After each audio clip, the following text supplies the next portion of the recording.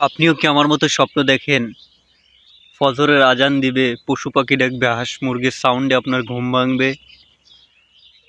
আমি এই স্বপ্নটা দেখি। আমার পেছনে যে বাড়িটা দেখছেন, এর আশেপাশে বাড়ি নেই, অনেক দূরে দূরে বাড়ি। এটা বিলের মাঝখানের একটি বাড়ি। এখানে কোনো গাড়ির সাউন্ড নেই, কোনো উচ্চস্বরে হর্ন নেই। এখানে মানুষের গ্যাঞ্জাম নেই, ঝামেলা নেই, কিচ্ছু নেই। প্রকৃতি একদম শান্ত। আমিও স্বপ্ন দেখি আমার এমন একটা বাড়ি হোক, যেখানে আমি নিজে হাতে সবজি ফলাবো, সব কিছু নিজে হাতে করব। কোনো কীটনাশক থাকবে না, সার থাকবে না। আমার খাদ্যাভ্যাসগুলোই হবে আমার মেডিসিন। আলাদা কোনো মেডিসিনের দরকার হবে না। আলাদাভাবে এখানে কোনো চায়ের দোকান নেই, দরকার নেই। মানুষের মধ্যে গিয়ে আড্ডা দেওয়ার সময় বা অনেক বাড়তি কথা বলার কোনো প্রয়োজন নেই, আমি মনে করি।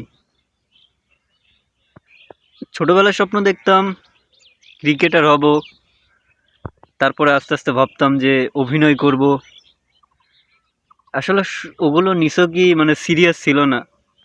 আস্তে আস্তে আমাদের স্বপ্নগুলো চেঞ্জ হতে থাকে। কেউ ডাক্তার হতে চায়, কিন্তু অন্যটা হয়ে যায়। আবার কারো ওপর স্বপ্ন চাপিয়ে দেওয়া হয়, এটা ঠিক না, মা বাবা হয়তো চাপিয়ে দেয়।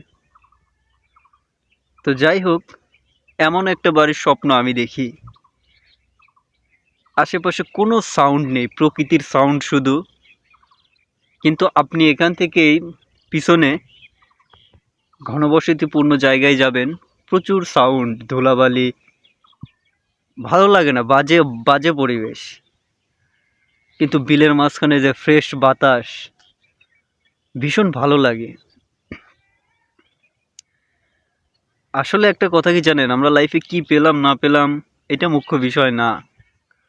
জীবনে সৎ থাকতে হবে, এবং লাইফে অল্পতে সুখী থাকলে সেই সুখী মনে হবে। আর যে অল্পতে সুখী থাকতে পারবে না, দেখবেন সে ডাক্তার, ইঞ্জিনিয়ার, যত বড় কিছুই হোক না কেন, সে কখনোই আসলে সুখী হতে পারে না। জীবনটা খুব ছোট, একদম ছোট।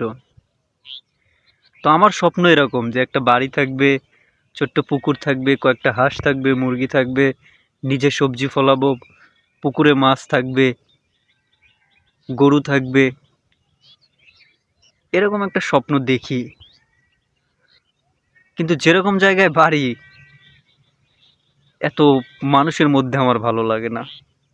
দেখেন পরিবেশটা, দেখেন একবার, কি শান্ত, স্নিগ্ধ।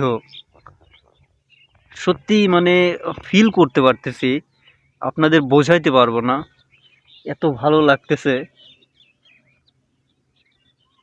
প্রকৃতি এত সুন্দর, আমরা মানুষ সেগুলোকে দূষিত করে ফেলি, কলুষিত করে ফেলি।